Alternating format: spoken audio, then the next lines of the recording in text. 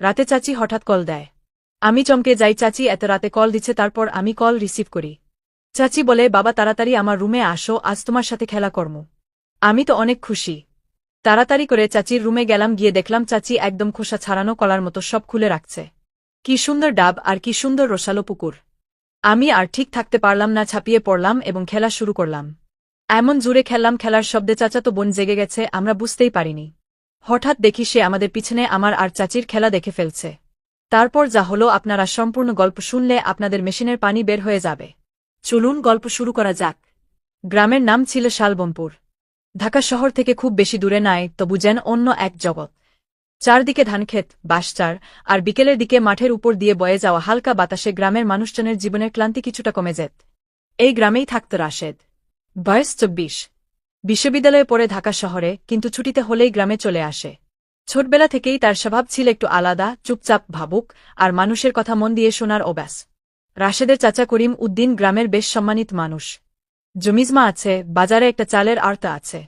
কিন্তু করিম উদ্দিনের স্বভাব একটু কঠোর। গ্রামের মানুষ তাকে সম্মান করে, আবার একটু ভয়ও পায়। করিম উদ্দিনের স্ত্রী নাসরিন, রাশেদের চাচি। বয়স 40-এর কাছাকাছি, কিন্তু আচরণে খুব শান্ত, মায়াবী। গ্রামের অনেকেই বলে, এই বাড়ির আসল মমতা যদি কেউ ধরে রাখে, সে হল নাসরিন। রাশেদ ছোটবেলা থেকেই চাচির খুব কাছের। যখন তার মা মারা যায় তখন সে মাত্র 10 বছরের ছেলে। সেই সময় নাসরিনই তাকে প্রায় নিজের সন্তানের মতো আগলে রেখেছিল। একটা গরম দুপুরে বাস থেকে নেমে রাশেদ যখন গ্রামের রাস্তা দিয়ে হাঁটছিল, তখন তার মনে হচ্ছিল এই জায়গাটাই যেন তার আসল ঘর। রাস্তার ধারে আমগাছ, পুকুরের পানিতে রোদ ঝিলমিল করছে। দূরে কয়েকটা ছেলে ফুটবল খেলছে। বাড়ির সামনে এসে সে দেখল নাসরিন উঠানে বসে শাক কাটছে। রাশেদ হেসে বল, চাচি। নাসরিন মুখ তুলে তাকাতেই চোখ বড় হয়ে গেল। আরে রাশেদ, তুই কবে আইলি? রাশেদ ব্যাগ নামিয়ে উঠানে ঢুকল। এই তো একটু আগে। ভাবলাম কাউরে কিছু না বলে হঠাৎ চলে আসি। নাসরিন উঠে এসে তার মাথায় হাত রাখল। কি রে, এত শুকাইয়া গেছিস কেন? ঢাকা কি তোকে খাওন দেয় না? রাশেদ হেসে ফেল। ঢাকা খাওন দেয়, সময় দেয় না। নাসরিন মমতার চোখে তাকাল। যা, হাতমুখ ধুয়ে আয়। আমি ভাত দিচ্ছি। এই বাড়িটায় ঢুকলেই রাশেদের একটা অদ্ভুত শান্তি লাগে। পুরনো টিনের ঘর, মাটির উঠান, পেছনে নারকেল গাছ, সবকিছু যেন তার শৈশবের স্মৃতি। হাতমুখ ধুয়ে এসে সে বারান্দায় বসতেই নাসরিন থালা এনে রাখল। গরম ভাত, ডাল, আলু ভর্তা আর কাঁচা মরিচ। রাশেদ খেতে খেতে বল, চাচা কি বাজারে গেছে? সন্ধ্যার আগে আইব না? কিছুক্ষণ নির্বতা। নাসরিন হঠাৎ বল, তোর পড়ালেখা কেমন চলতেছে? ভালোই। ঢাকায় থাকলে তো মানুষ বদলাইয়া যায়। তুই বদলাইছিস? রাশেদ একটু হাসল। আমি কি বদলাইছি? নাসরিন মাথা নেড়ে বল, না। তোর চোখ দেখলেই বুঝি তুই আগের মতোই আছিস। বিকেলের দিকে গ্রামের কয়েকজন মানুষ বাড়িতে এল। কারণ রাশেদ যখন আসে তখন সবাই জানতে চায় শহরের খবর। একজন জিজ্ঞেস করল, ঢাকায় নাকি আবার নতুন রাস্তা হইতেছে? আরেকজন বলল, শুনছি মেট্রোরেল নাকি অনেক দূর পর্যন্ত যাইব। রাশেদ ধৈর্য ধরে সবার প্রশ্নের উত্তর দিল। নাসরিন দূর থেকে সব দেখছিল। তার মনে হচ্ছিল এই ছেলেটা শুধু তার ভাতিজা না, এই গ্রামের ভবিষ্যতের একটা আশাও। সন্ধ্যা নামার একটু আগে করিম উদ্দিন বাড়ি ফিরল। গেট দিয়ে ঢুকেই বল, এই উঠানে এত মানুষ কেন? তার চোখ রাশেদের উপর পড়তেই ভ্রু একটু নরম হল। ওহ, রাশেদ আইটস। রাশেদ উঠে দাঁড়াল। জি চাচা। করিম উদ্দিন জুতা খুলতে খুলতে বল, কতদিন থাকবি? 1 সপ্তাহ। হুম। করিম উদ্দিন খুব বেশি আবেগ দেখানোর মানুষ না, কিন্তু ভেতরে ভেতরে সে রাশেদকে নিয়ে গর্ব করে। রাতে খাওয়ার সময় করিম উদ্দিন বল, শুনলাম তুই নাকি শহরে ছাত্রদের একটা সংগঠনে কাজ করস। রাশেদ একটু থামল। জি। সমাজসেবা ধরনের? করিম উদ্দিন ভ্রু কুচকাল। রাজনীতি করবি না তো?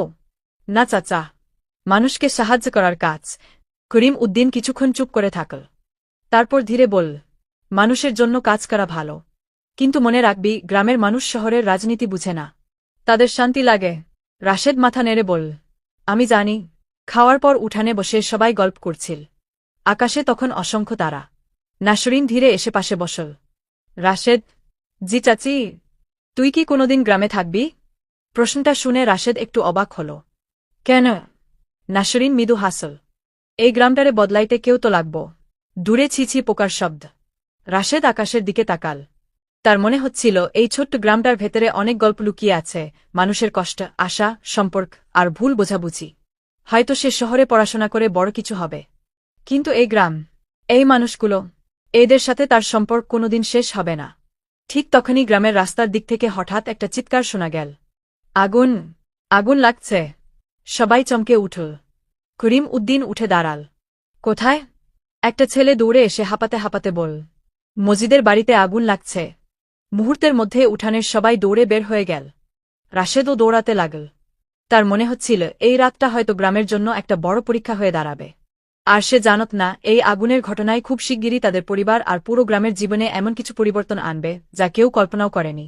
রাশেদ যখন দৌড়ে গ্রামের রাস্তা দিয়ে এগোচ্ছিল তখন চারদিকে হঠাৎ অস্থিরতা ছড়িয়ে পড়েছে। শালবমপুর সাধারণত শান্ত গ্রাম। রাতের বেলায় মানুষ খাওয়া দাওয়া করে তাড়াতাড়ি ঘুমিয়ে পড়ে। কিন্তু আজকের রাতটা যেন অন্যরকম। দূর থেকেই লাল আগুনের আলো দেখা যাচ্ছিল। মজিদের বাড়ির দিক থেকে ধোঁয়া উঠছে। রাশেদ যখন পৌঁছাল তখন গ্রামের প্রায় সব মানুষ সেখানে জড়ো হয়ে গেছে। কেউ বালতি দিয়ে পানি ঢালছে, কেউ পুকুর থেকে পানি তুলছে, কেউ আবার শুধু দাঁড়িয়ে আতঙ্কিত চোখে আগুনের দিকে তাকিয়ে আছে। মজিদের বাড়ি ছিল খড়ের চালা আর বাঁশের বেড়ার ঘর। তাই আগুন খুব দ্রুত ছড়িয়ে পড়েছে। মজিদ চিৎকার করে বলছিল, আমার ঘরের ভেতর সব শেষ হইয়া যাবে। তার স্ত্রী দুই হাত মাথায় দিয়ে কাঁদছে। তাদের ছোট দুইটা বাচ্চা ভয় পেয়ে মায়ের আঁচল ধরে আছে। করিম উদ্দিন সামনে গিয়ে গম্ভীর গলায় বল, সবাই পানি আনো। দাঁড়াইয়া থাকলে হবে না। তার কথায় কিছুটা শৃঙ্খলা ফিরল। গ্রামের মানুষ তাকে সম্মান করে, তাই তার কথা শুনে সবাই আরও জোরে কাজ শুরু করল।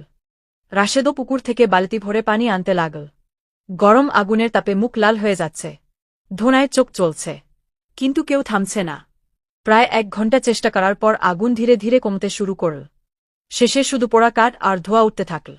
মজিদের ঘরের অর্ধেকটা পুড়ে গেছে। সবাই হাঁপাতে হাঁপাতে উঠানে বসে পড়ল। করিম উদ্দিন ধীরে বল, কেউ আগুন লাগতে দেখছ? মজিদ মাথা নেড়ে বল, না ভাই, আমরা তো ঘুমাইতেছিলাম। হঠাৎ দেখি ধোঁয়া। একজন বৃদ্ধ বল, চুলা থেকে আগুন লাগছে নাকি? মজিদের স্ত্রী কাঁদতে কাঁদতে বল, না, চুলা তো অনেক আগেই নিভাইছি। রাশেদের কপাল কুঁচকে গেল। তার মনে হচ্ছিল ব্যাপারটা এত সহজ না। এই সময় গ্রামের আরেকজন বল, গতকাল তো মজিদের সাথে কাদেরের ঝগড়া হয়েছিল। কথাটা শুনে চারদিকে ফিসফাস শুরু হয়ে গেল। করিম উদ্দিন গম্ভীর চোখে তাকাল। কেউ কারো নামে কিছু বলবা না প্রমাণ ছাড়া। কিন্তু সন্দেহের বীজ তখনই ছড়িয়ে গেছে। রাত প্রায় 12টার দিকে সবাই ধীরে ধীরে বাড়ি ফিরতে লাগল।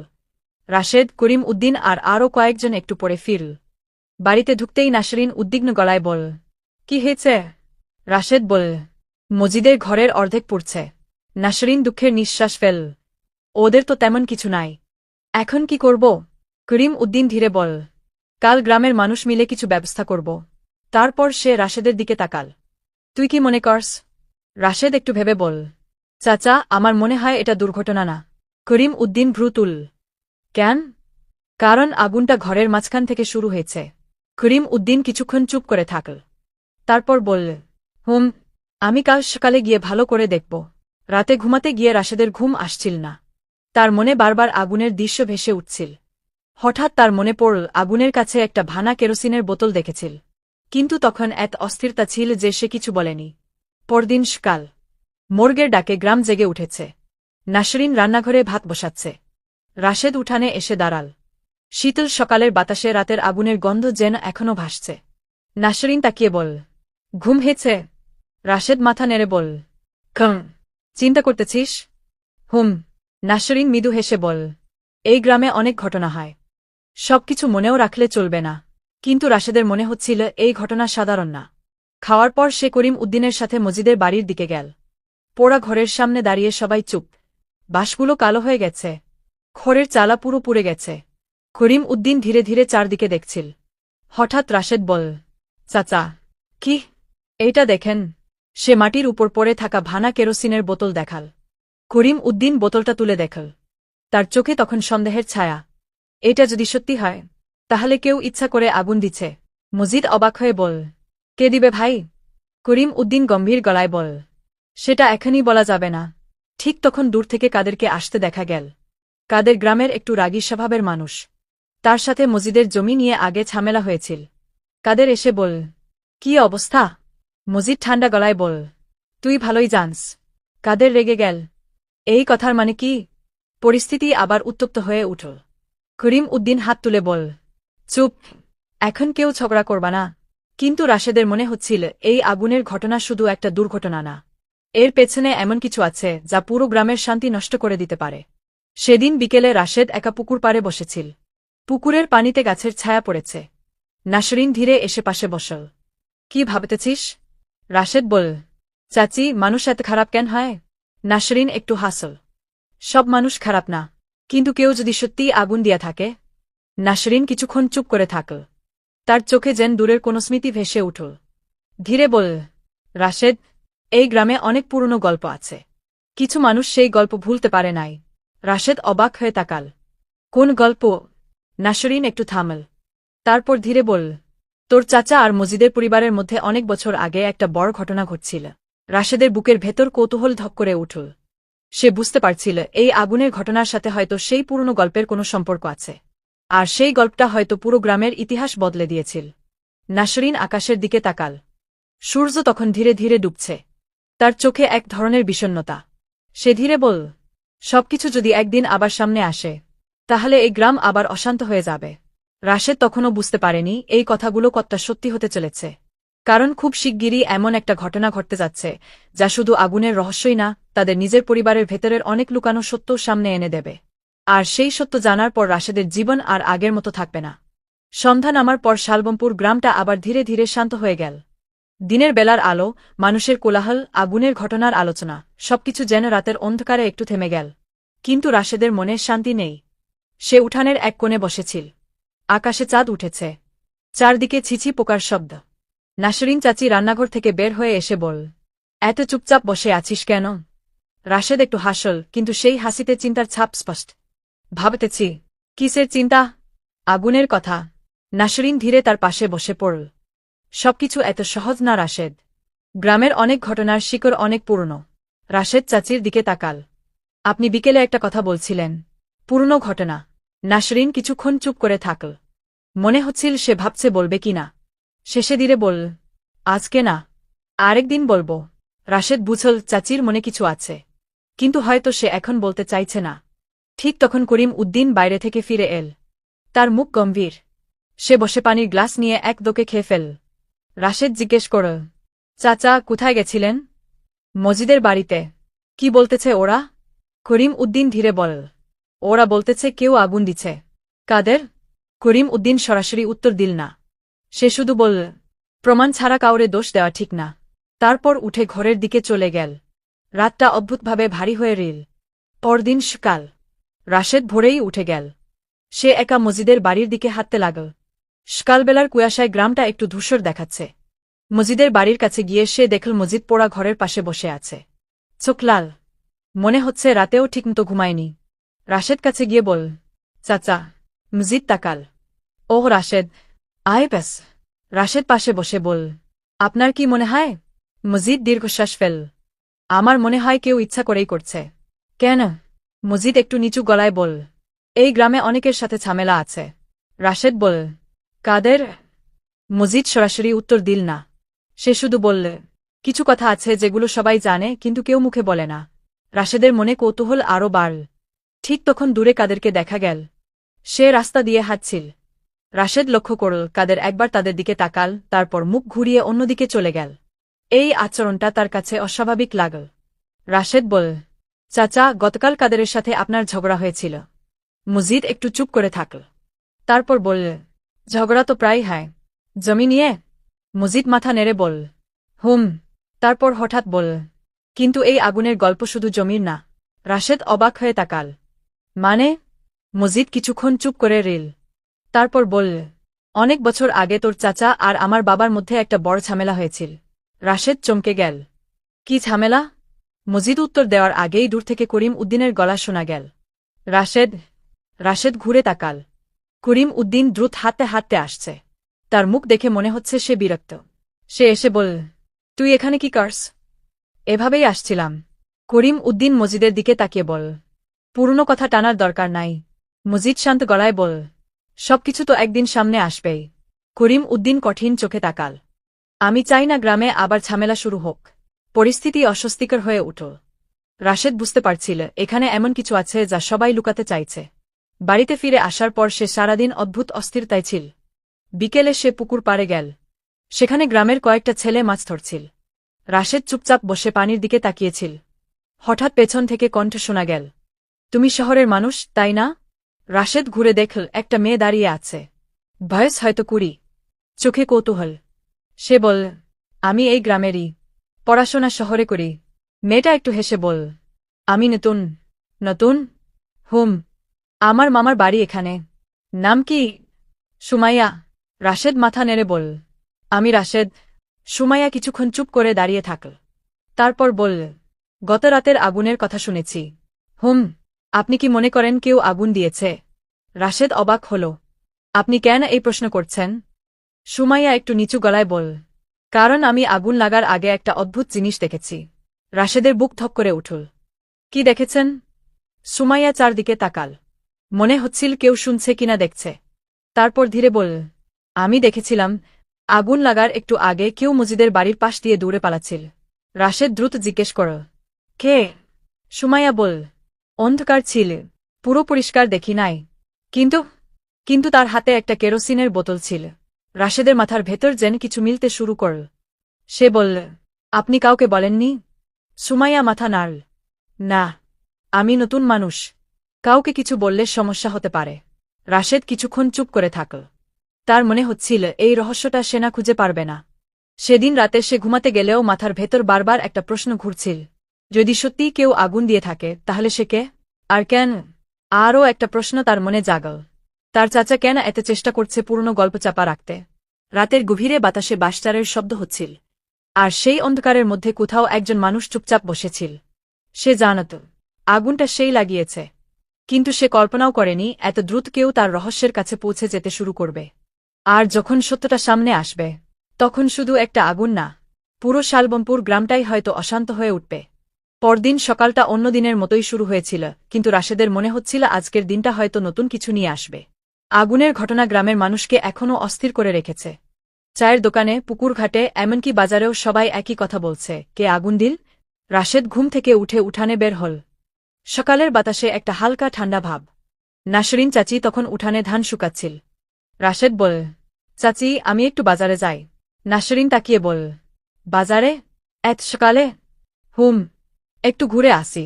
নাসরিন বুঝতে পারল রাশেদের মাথায় কিছু চলছে, কিন্তু সে কিছু বলল না। শুধু বললে, যা, নাস্তা করে যা। নাস্তা শেষ করে রাশেদ বাজারের দিকে হাঁটতে লাগল। শালবমপুরের বাজারটা খুব বড় না। কয়েকটা মুদি দোকান, একটা চায়ের দোকান, একটা লোহারের দোকান, আর পাশে সবজির হাট। বাজারে ঢুকতেই সে শুনল কয়েকজন লোক আগুনের কথা আলোচনা করছে। একজন বলছিল, আমার মনে হয় কাদেরই করছে। আরেকজন বলল, প্রমাণ নাই, শুধু সন্দেহ। রাশেদ চায়ের দোকানে গিয়ে বসল। চায়ের দোকানের মালিক সালাম কাকা তাকে দেখে হাসল। ও রাশেদ, শহরের ছেলে আবার আইস? রাশেদ হাসল। হুম কাকা। চা খেতে খেতে সে চারদিকে মানুষের কথা শুনছিল। হঠাৎ পাশের টেবিলে বসা দুইজন লোকের কথা তার কানে এল। একজন বলল, গতকাল রাতে কাদেরকে কেউ নাকি মাঠের দিকে দৌড়াতে দেখছে। আরেকজন বলল, এই কথাটা ঠিক হলে সমস্যা বড় হবে। রাশেদ চুপ করে সব শুনছিল। চা শেষ করে সে উঠে বাজারের ভেতর একটু ঘুরতে লাগল। ঠিক তখন সে দেখল কাদের এক কোণে দাঁড়িয়ে কারো সাথে কথা বলছে। লোকটা অপরিচিত, মুখে দাড়ি, চোখে সানগ্লাস। গ্রামে এমন মানুষ সাধারণত দেখা যায় না। রাশেদ একটু দূরে দাঁড়িয়ে লক্ষ্য করছিল। কাদের আর ওই লোকটা নিচু গলায় কিছু কথা বলল, তারপর লোকটা দ্রুত বাজার থেকে বের হয়ে গেল। রাশেদের মনে সন্দেহ জাগল। সে চুপচাপ লোকটার পেছনে হাঁটতে শুরু করল। লোকটা গ্রামের রাস্তা দিয়ে মাঠের দিকে যাচ্ছিল। রাশেদ একটু দূর থেকে অনুসরণ করছিল। কিছু দূর গিয়ে লোকটা একটা পুরনো বাঁশচারের কাছে থামল। তারপর চারদিকে তাকাল। রাশেদ দ্রুত একটা গাছের আড়ালে লুকাল। লোকটা পকেট থেকে মোবাইল বের করে কারো সাথে কথা বলতে লাগল। তার কথা খুব পরিষ্কার শোনা যাচ্ছিল না, কিন্তু একটা বাক্য রাশেদের কানে স্পষ্ট এল। লোকটা বলল, কাজ তো শুরু হয়েছে, কিন্তু এখনও শেষ হয় নাই। রাশেদের বুকের ভেতর কাঁপুনি শুরু হল। কোন কাজ? আর কার সাথে কথা বলছে? কিছুক্ষণ পরে লোকটা ফোন রেখে দ্রুত অন্যদিকে চলে গেল। রাশেদ বের হয়ে এল। তার মাথায় তখন অনেক প্রশ্ন। সে ভাবল, এই লোকটাকে আর কাদেরের সাথে তার কি সম্পর্ক? বাড়িতে ফিরে আসার পর সে দেখল উঠানে করিম উদ্দিন বসে আছে। তার মুখে চিন্তার ছাপ। রাশেদ বলল, চাচা বাজারে গেছিলাম। করিম উদ্দিন মাথা নাড়ল। হুম। তারপর হঠাৎ জিজ্ঞেস করল, কাদেরে দেখছিস? রাশেদ একটু থামল। হুম। কি করতেছিল? রাশেদ সরাসরি সব বলল না। সে শুধু বলল, একজন অচেনা লোকের সাথে কথা বলতেছিল। করিম উদ্দিনের চোখে এক মুহূর্তের জন্য অদ্ভুত একটা ভাব দেখা গেল। তারপর সে ধীরে বল, গ্রামে বাইরের মানুষ আইলে সাবধান থাকা লাগে। রাশেদ বুঝতে পারল চাচা কিছু লুকাচ্ছে। বিকেলে সে আবার পুকুর পাড়ে গেল। সুমাইয়া সেখানে বসেছিল। রাশেদ কাছে গিয়ে বল, আপনার সাথে একটু কথা ছিল। সুমাইয়া তাকাল। কি কথা? রাশেদ বল, আপনি যেই লোকটারে আগুনের রাতে দৌড়াতে দেখছিলেন, তার গড়ন কেমন ছিল? সুমাইয়া একটু ভাবল। মাঝারি, আর মনে হয় মাথায় ক্যাপছিল। রাশেদ বল, সে কি কাদের হতে পারে? সুমাইয়া মাথা নাড়ল। পুরো নিশ্চিত না, কিন্তু একটু মিল আছে। এই কথাটা রাশেদের সন্দেহ আরও বাড়িয়ে দিল। হঠাৎ সুমাইয়া বল, কিন্তু একটা কথা আছে। কি? আমি আগুন লাগার আগে একটা শব্দ শুনেছিলাম। কেমন শব্দ? মনে হচ্ছিল কেউ ঝগড়া করতেছে। রাশেদ অবাক হল। কারা? দূর থেকে শুনছিলাম, কিন্তু মনে হচ্ছিল একজন কাদেরের মতো। রাশেদ গভীর চিন্তায় পড়ে গেল। রাতে বাড়িতে খাওয়ার সময় পরিবেশ অদ্ভুত চুপচাপ ছিল। নাসরিন কয়েকবার রাশেদের দিকে তাকাল। সে বুঝতে পারছিল রাশেদ কিছু নিয়ে ভাবছে। খাওয়ার পরে সে ধীরে বল, রাশেদ। জি চাচি। তুই কি কোনো ঝামেলায় জড়াইতেছিস? রাশেদ একটু হাসল। না। নাসরিন শান্ত গলায় বল, এই গ্রামে অনেক সময় সত্য খুঁজতে গেলে মানুষ বিপদে পড়ে। এই কথাটা শুনে রাশেদের বুকের ভেতর অদ্ভুত একটা অনুভূতি হল। সে বুঝতে পারছিল এই রহস্য যত গভীরে যাবে তত বিপজ্জনক হতে পারে। সেই রাতেই একটা অদ্ভুত ঘটনা ঘটল। রাশেদ গভীর রাতে ঘুম ভেঙে উঠল। কারণ বাইরে একটা শব্দ হচ্ছিল। মনে হচ্ছিল কেউ উঠানে হাঁটছে। সে ধীরে দরজার কাছে গিয়ে বাইরে তাকাল। চাঁদের আলোয় উঠান পরিষ্কার দেখা যাচ্ছে। আর সেই উঠানের মাঝখানে একজন মানুষ দাঁড়িয়ে আছে। রাশেদের বুক ধক করে উঠল। লোকটা ধীরে মাথা তুলে তার ঘরের দিকে তাকাল। তারপর দ্রুত গেট দিয়ে বের হয়ে গেল। রাশেদ দ্রুত বাইরে দৌড়ে গেল। কিন্তু ততক্ষণে লোকটা অন্ধকারে হারিয়ে গেছে। মাটিতে শুধু একটা জিনিস পড়ে আছে। সে নিচু হয়ে সেটা তুলে নিল। একটা ছোট কাগজ। কাগজে লেখা, খোঁজাখুঁজি বন্ধ করো, না হলে পরের আগুন তোমাদের বাড়িতে লাগবে। রাশেদের হাত ঠান্ডা হয়ে গেল। সে বুঝতে পারল এটা শুধু একটা আগুনের ঘটনা না।